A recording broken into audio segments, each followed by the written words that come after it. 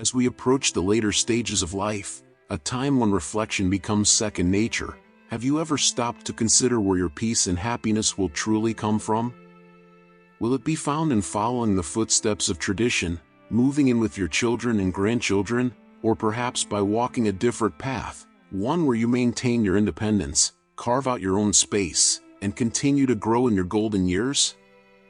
Today, we're diving into stories that offer a fresh, inspiring look at what it means to live a life of fulfillment in old age. These stories are more than just words, they're an invitation to pause, to feel deeply, and to discover your own answers. Because the journey to peace and happiness is unique for each of us. It's not about fitting into a mold, but about finding what truly nourishes your soul in these precious years. As you listen to these powerful insights, allow yourself to be fully present. Reflect on what it means to live with purpose, to stay true to yourself, and to continue finding joy as you age. These are the moments that shape the legacy you'll leave behind, moments that offer wisdom, fulfillment, and peace. And before we get started, we want to invite you to be part of this journey with us.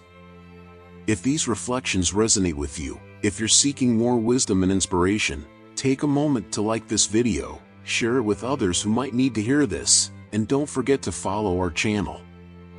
Together, we'll continue exploring the questions that matter most in life and discovering new ways to live with joy, purpose, and peace, no matter our age.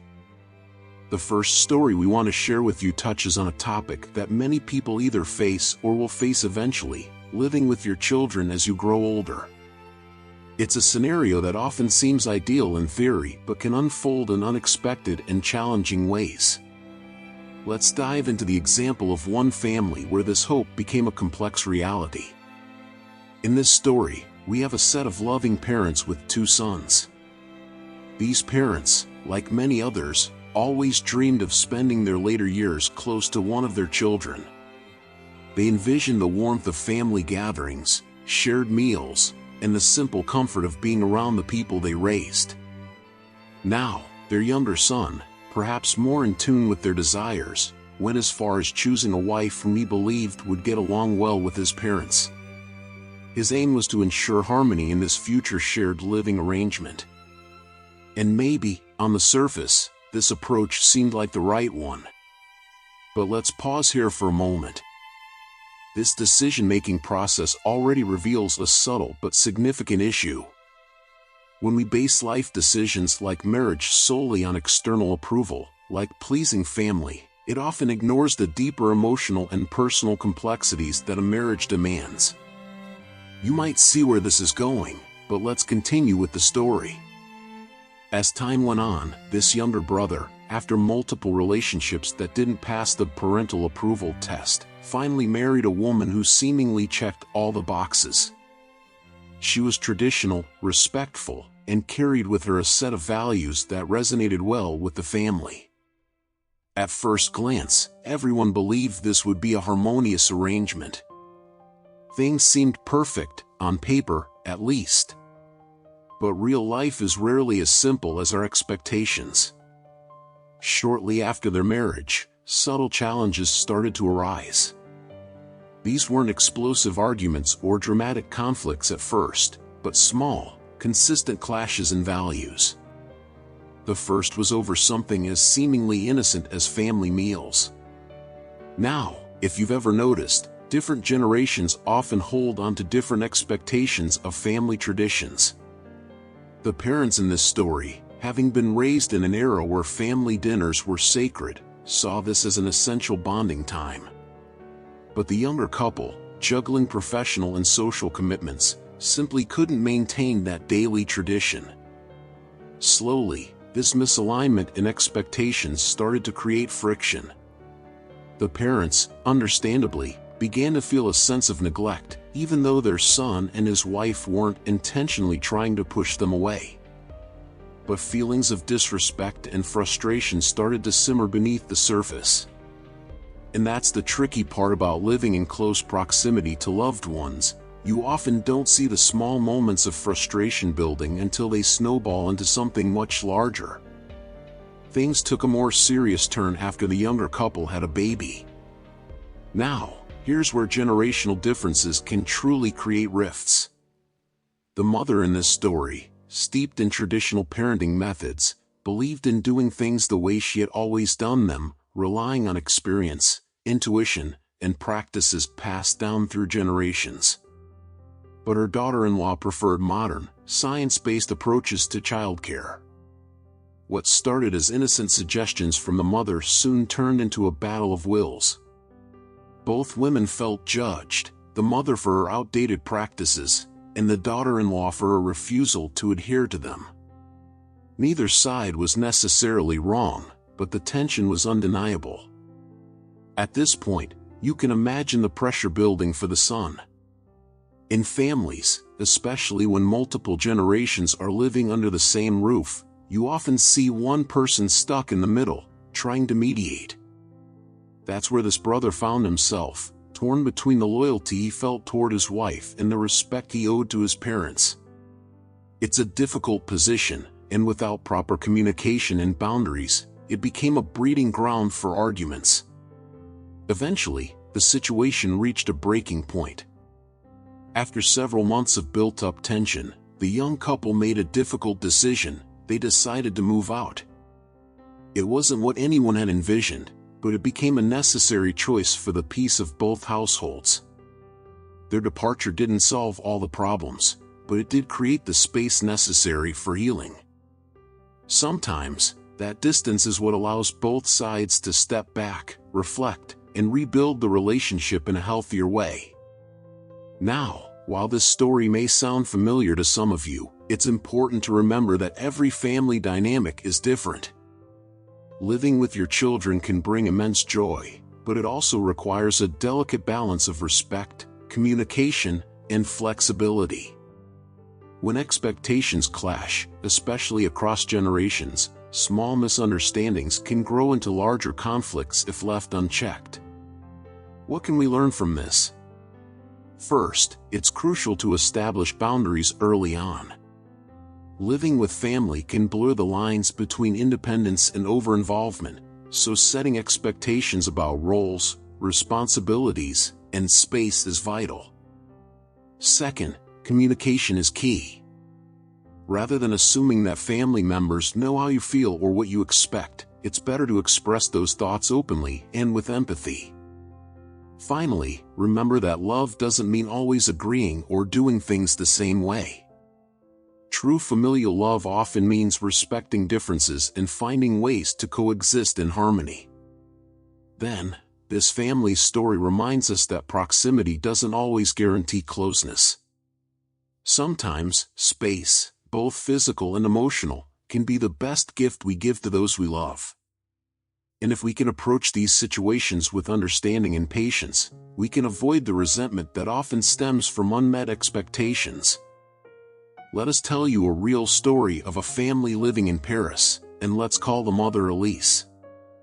Elise and her husband have lived a full life, one rich with memories and laughter, and now, in their later years, they've found a new kind of fulfillment. You see, Elise's home has become the heart of their extended family. Their children and grandchildren, a total of 18 in all, live in the same community, close enough to feel each other's presence yet far enough to have their own lives. Elise's house, though simple, holds a magic that no one can resist. Every evening, without fail, the whole family gathers at Elise's home.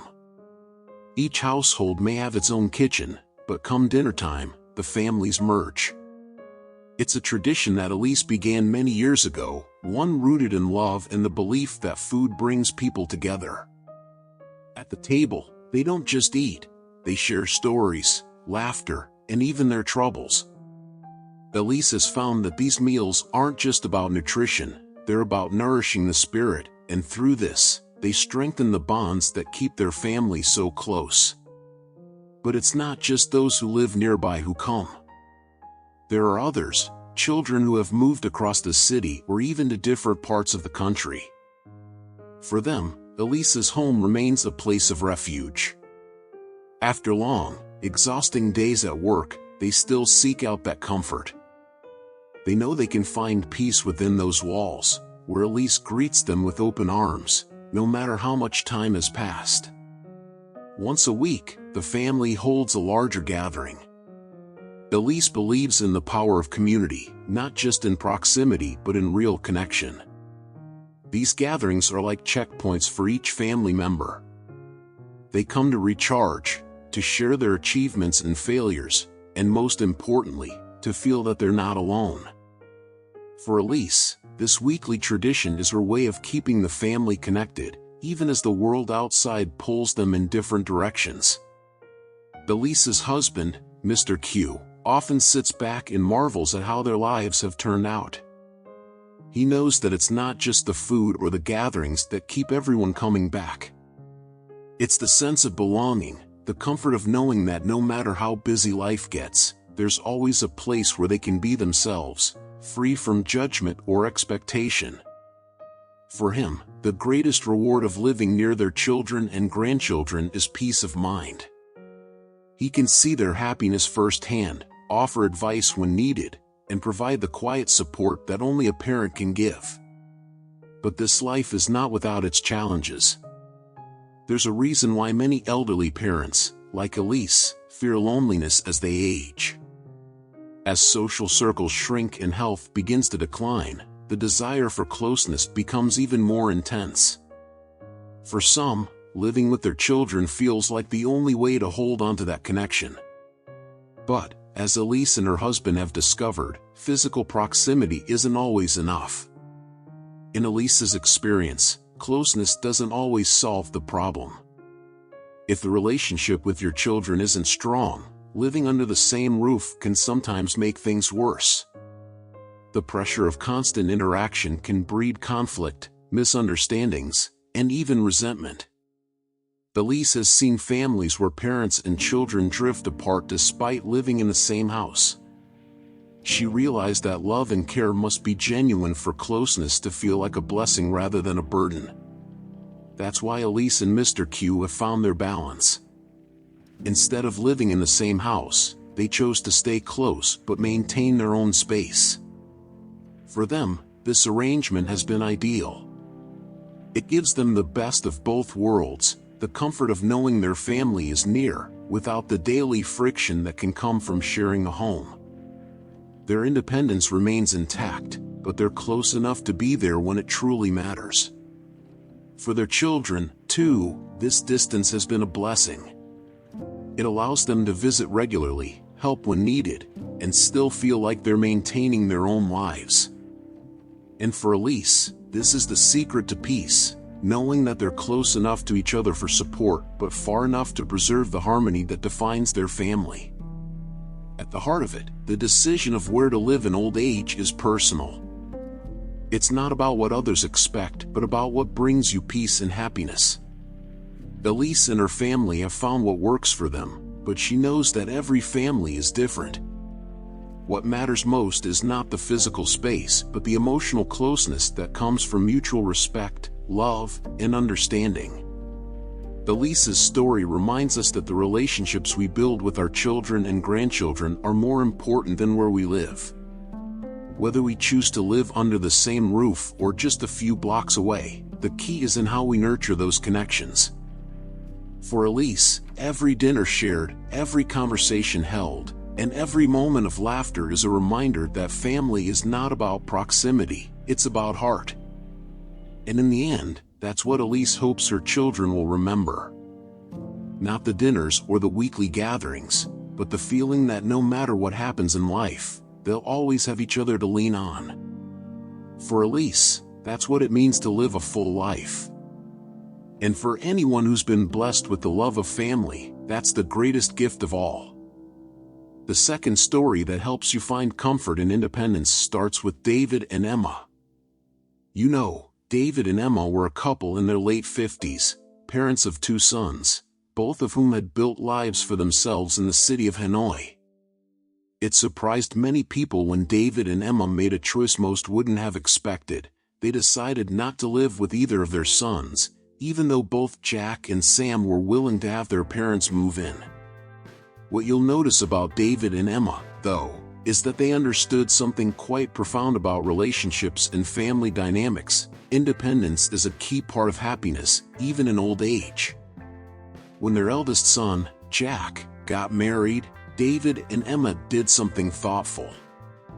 Instead of moving in with him and his wife, they encouraged them to create their own space. It wasn't out of distance or disinterest. It was about giving their son and his new family room to grow, to experience life on their own terms. Emma, having once been a daughter-in-law herself, knew exactly what it was like to live under the same roof as in-laws. She understood how the little things, differences in habits, routines, and expectations, could build up over time and create tension. So, from the very start, David and Emma made it clear, when their sons got married, it was important that they carve out their own homes. 3 years ago, when their younger son, Sam, was preparing to marry, he approached his parents with a request. He hadn't saved up enough for a house just yet and asked if he and his soon-to-be wife could stay with them for a little while.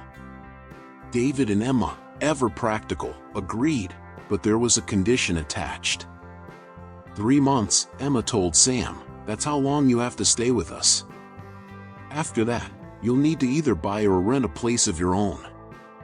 Now, this might have seemed strict, but Emma had a reason behind it. She knew that too much closeness could strain even the best of relationships, and she wanted her son and his new wife to have the freedom to live life the way they wanted. Fast forward to the present day, Jack lives about 10 kilometers away from his parents, a comfortable distance that allows him to visit whenever he likes, but also gives everyone their own space. Sam, on the other hand, purchased an apartment right next to David and Emma's house, close enough for spontaneous visits but separate enough to allow both families to breathe. On weekends, David and Emma's home is filled with laughter and conversation, as their children and grandchildren come over for family meals. During the week, though, David and Emma enjoy the tranquility of their own home, appreciating the quiet moments of peace and reflection that independence affords them. Now, here's where things get even more interesting. When asked if they'd ever consider moving in with their children as they grew older, David and Emma had a clear and confident answer. We're planning to sell this big house, David would say, and buy a smaller, more manageable apartment. The rest of the money will go toward our retirement. Emma would always nod in agreement and add, we'll never be a burden to the boys. They have their lives to live, and we have ours. This wasn't said with any kind of bitterness or detachment. It was simply a reflection of their belief that love and respect sometimes mean knowing when to step back and allow others to flourish independently. In another part of town, Emma's close friend, Lila, had made a similar decision. Lila's 2 adult sons, both married, frequently asked her to move in with them. They loved her dearly and didn't want her to be alone. But Lila, like David and Emma, cherished her independence. She had grown accustomed to her life in the countryside, where she had close friends, a strong sense of community, and a lifestyle that suited her. I have people to talk to here, Lila would say with a smile. In the city, I'd just be sitting behind closed doors all day, watching my sons leave for work early and come home late, barely saying more than a hello. When Lila visited her sons in the city, she would observe the pace of their lives, the constant rush to work, the preoccupation with phones and laptops once they returned. She noticed how, despite living in the same house, there was little opportunity for meaningful interaction. That's not for me, Lila would remark, I'd rather stay in my village, where life moves slower and I can enjoy real connections. For Lila, the choice to remain in the countryside was not about rejecting her son's care, but about preserving the quality of her own life.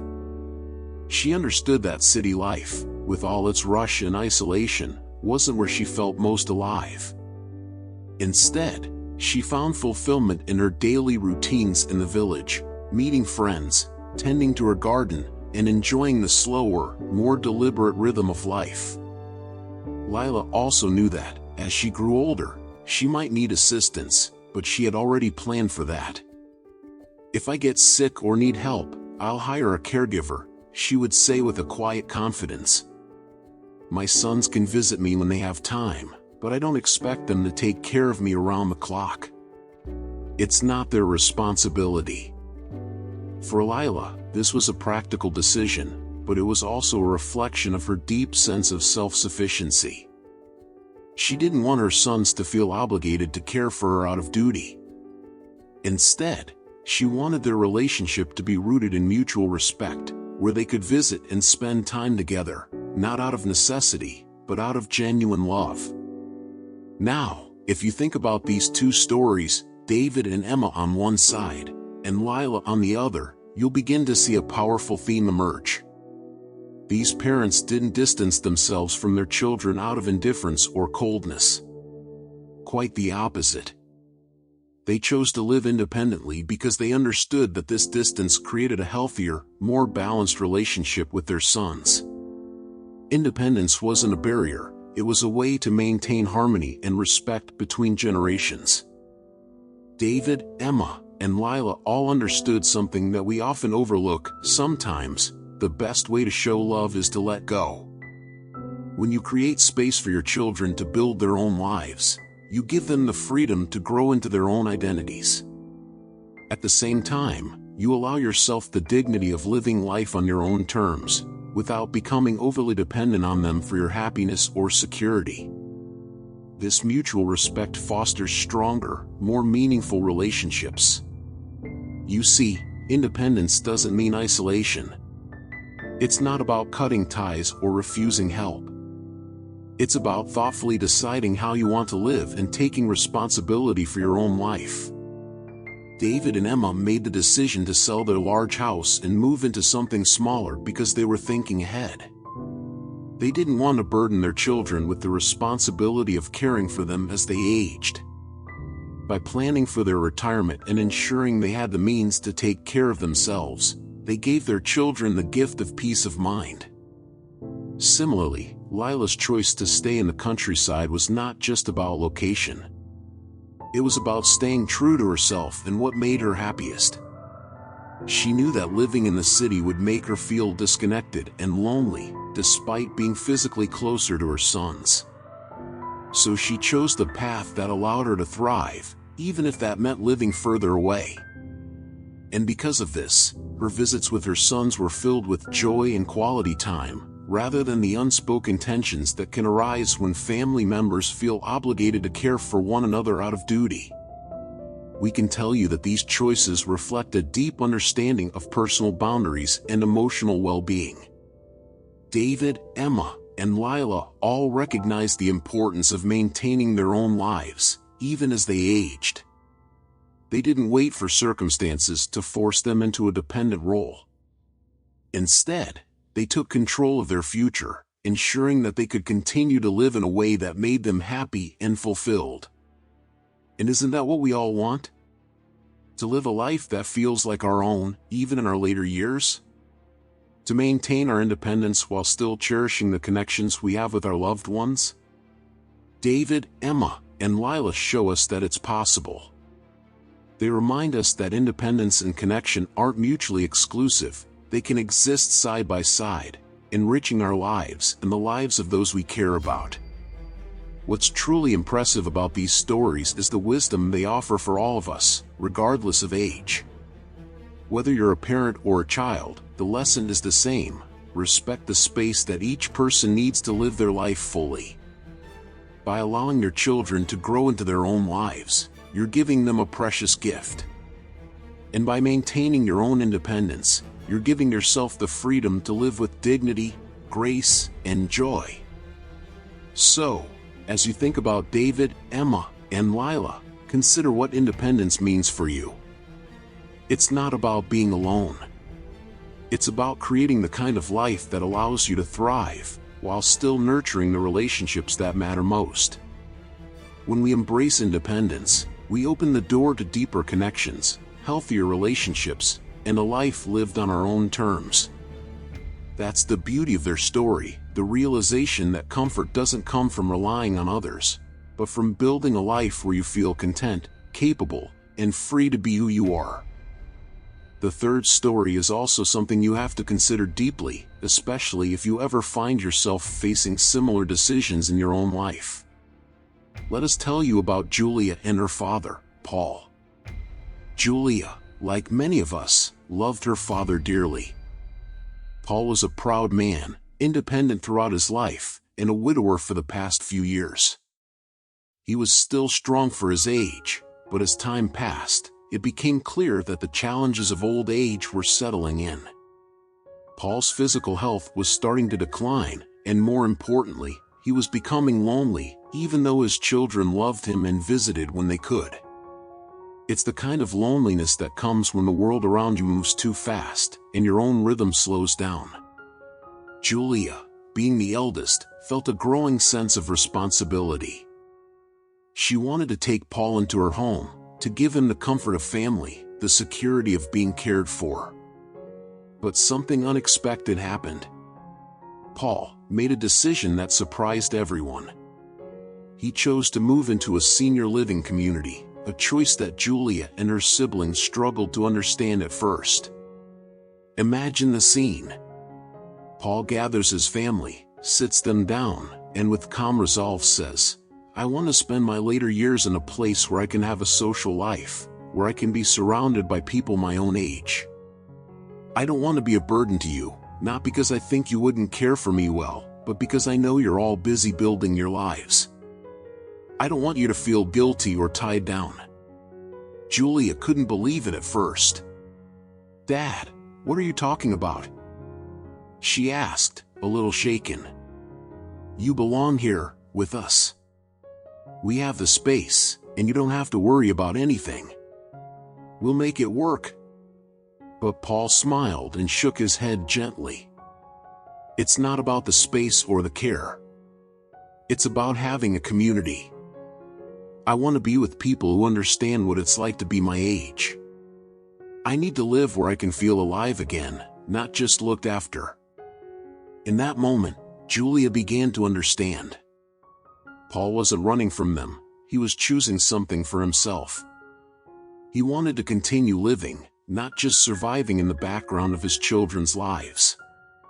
Paul explained that in the senior living community, there would be activities, conversations, and friendships with people who shared his experiences. He wanted to have his own life, and he believed this was the best way for him to do it. At first, Julia's heart ached. It felt wrong to let her father go live somewhere else, as if it meant she wasn't doing enough.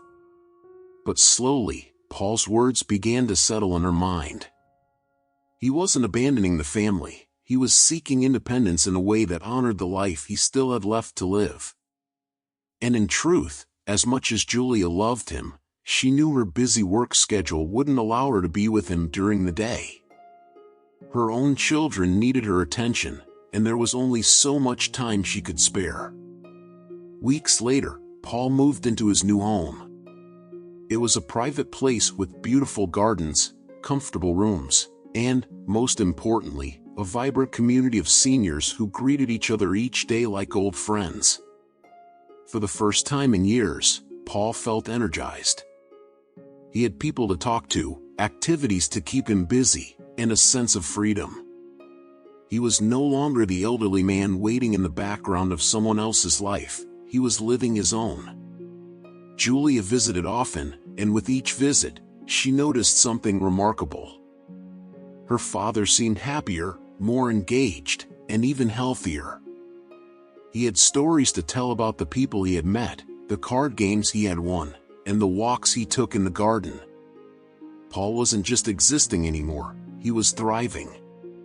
When holiday season came, Paul would spend time with the family, laughing with his grandchildren, telling jokes, and enjoying the warm, familiar company of home. But when it was time to return to the senior living community, there was no sadness or guilt. Julia had come to see that this was the best of both worlds. Her father had his independence and his family too. He wasn't a burden, and she wasn't losing him.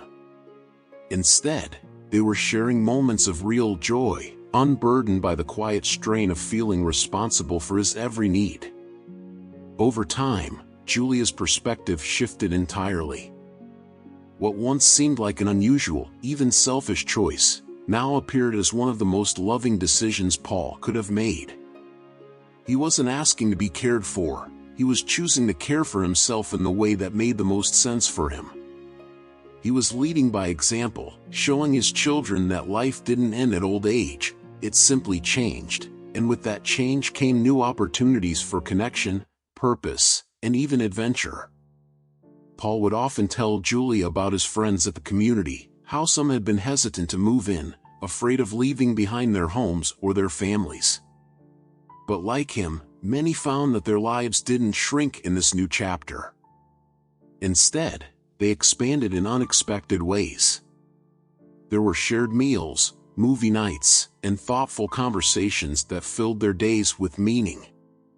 Julia realized that the fear of being separated from a loved one in their later years was more about her own discomfort than Paul's happiness. And she learned that sometimes, the most compassionate thing we can do for those we love is to respect their choices, even when they don't align with our own ideas of what's best. In the end, what mattered most wasn't where Paul lived, but how he lived.